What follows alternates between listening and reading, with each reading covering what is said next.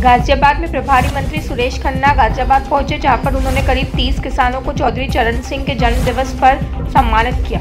इसके अलावा इस अवसर पर सिविल डिफेंस और इनर व्हील चेयर क्लब की तरफ से महिलाओं को आत्मनिर्भर बनाए जाने के उद्देश्य से 51 सिलाई मशीन वितरित की गई और दिव्यांग लोगों को 20 ट्राईसाइकिल एवं व्हील चेयर भी वितरित की गई। इस अवसर पर मौजूद प्रभारी मंत्री गाजियाबाद सुरेश खन्ना ने सरकार के द्वारा चलाई जा रही सभी योजनाओं की जमकर तारीफ की और कहा कि भाजपा ने जो वादे किए थे सभी पूरे किए, यानी भाजपा की कटनी और करनी में कोई अंतर नहीं है, लेकिन विपक्ष सही दिशा में किए जा रहे कार्यों में लगातार बाधा डालने का प्रयास करता है।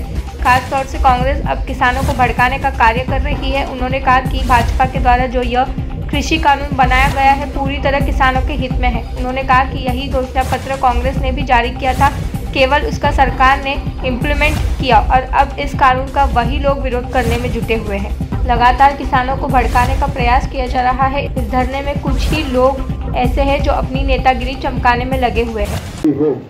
कि 77 में जब पहली बार चौधरी चरण सिंह जी केंद्र सरकार में गृह मंत्री बने, जनता पार्टी की सरकार बनने के बाद उस समय तक भारत सरकार के बजट का मात्र 17 से लेकर 20% तक पैसा ग्रामीण क्षेत्र में खर्च होता था और बाकी पैसा शहरों पर खर्च होता। शहरों में भी छोटे शहरों पर नहीं खर्च होता, बड़े बड़े शहरों पर खर्च होता था। और ये विसंगति इसी वजह से पैदा हुई कि हम गांव से जो पलायन हुआ, अगर हम प्रारंभ में ही गांव को ही ज्यादा सुदृढ़ करते, गांव का सशक्तिकरण करते, तो मैं समझता हूं कि गांव से इतना ज्यादा पलायन नहीं होता और शहरों में इतना ज्यादा कंजेशन नहीं होता कि बेसिक सुविधाओं से गांव को दूर रखा गया। तो पहली बार उन्होंने 40% पैसा ग्रामीण क्षेत्र के लिए क्वांटिफाई कराया और ये एक बहुत बड़ा कदम था हमारे गांव को, किसान को, खेत को एक लाभ पहुंचाने के लिए। जहां तक सवाल आज का है, आज के संदर्भों में अगर हम इसको देखें, 3 कानून नए मोदी जी ने अभी जल्दी बनाए हैं।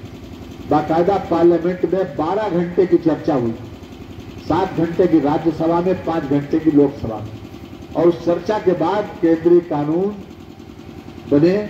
उस समय किसी ने इसका इतना विरोध नहीं किया, लेकिन आज केवल राजनीतिक विपक्षी दल उसको एक राजनीतिक मुद्दा बनाकर उसका विरोध करना चाहते हैं, क्योंकि वो किसी न किसी रूप में मोदी जी के खिलाफ बोलते हैं। इसलिए वो किसानों को मोहरा बनाकर अपना उल्लू सीधा करना चाहते हैं। हालांकि देश के लोग समझदार हैं, वो इतनी जल्दी इस बहकावे में आने वाले नहीं हैं, लेकिन फिर भी कुछ न कुछ लोग इस प्रकार से लोग इकट्ठा कर लेते हैं और उनके बल पर ये लोग नेतागिरी कर रहे हैं, क्योंकि इनको केंद्र में भी नकार दिया गया विपक्षी दलों को और राज्य में भी इनको नकार दिया गया। अब इनके पास कोई जनाधार नहीं है, लेकिन अपने जनाधार को किसी न किसी रूप में पैदा करें, दिखाएं, इसकी कोशिश में जरूर लगे।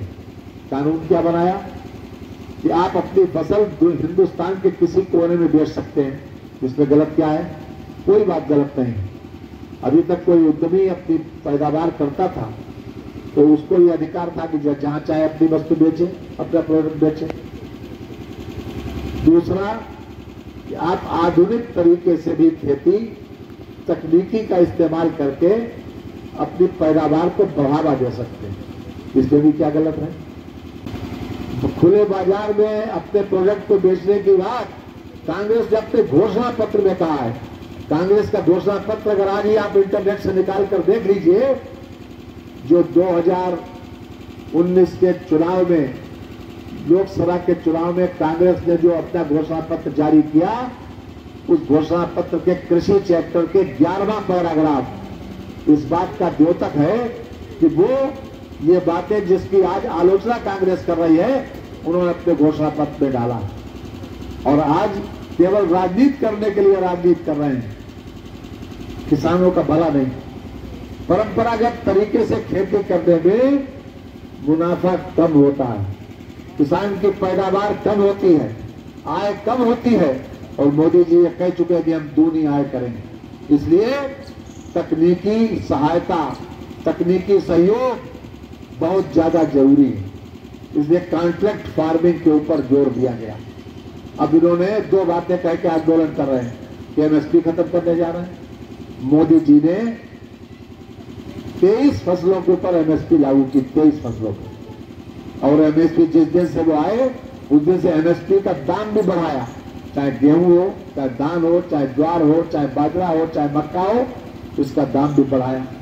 तो ये खत्म करने का कोई संकेत नहीं है, किसी प्रकार की आशंका नहीं है, संभावना तो छोड़ ही दी।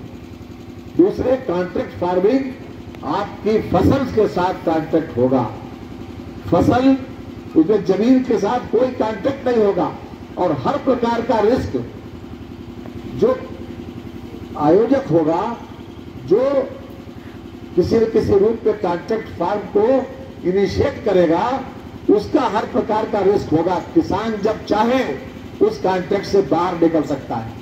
मिसाल के तौर पर एक उदाहरण देकर अपनी बात को इसको हम पूरा करेंगे कि अगर किसान जिस समय कॉन्ट्रैक्ट करता है उस समय गेहूं का भाव 1700 रुपए क्विंटल, और जिस समय उसकी फसल तैयार होती है उस समय मान लिया उसका भाव 2100 रुपए क्विंटल पहुंच जाता है, तो किसान को उस बिल में यह अधिकार दिया गया कि वो फिर से जिसके साथ समझौता उसने किया है जो कंपनी से, उससे फिर से निगोशिएट करके अपने भाव को बढ़वाए, और अगर वो नहीं मानते तो किसान उससे बाहर निकलने का अधिकार रखता है। ये व्यवस्था उस बिल में की गई।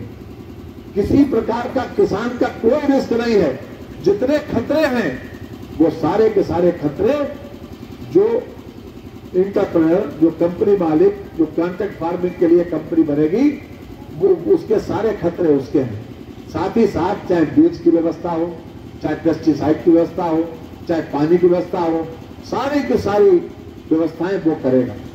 किसान का अपर हैंड उसमें रखा गया है बिल। मैं सेक्रेटरी हूँ अनिता कर्णवाल यहाँ पर, और हम लोग ये जो विकलांग महिलाएं हैं उनको आत्मनिर्भर बनाने के लिए मशीनें दे रहे हैं, जिससे कि वो अपने पैरों पर खड़ी हो सकें। कितनी मशीनें हैं? हम लोग 51 मशीनें दे रहे हैं, और जो कि इनको अपने काम वाम को शुरू करने के लिए, रोजगार देने के लिए आप खुद प्रयास करेंगे या? हाँ, हम लोग देखिए, हम लोग इनको कुछ काम भी देंगे। हम लोग सैनिटरी पैड्स बनवाने वाले हैं कपड़ों के, जो कि इनको हम लोग काम देंगे, और जिसको हम बेचने के लिए भी हम लोग इंतजाम करेंगे इसका।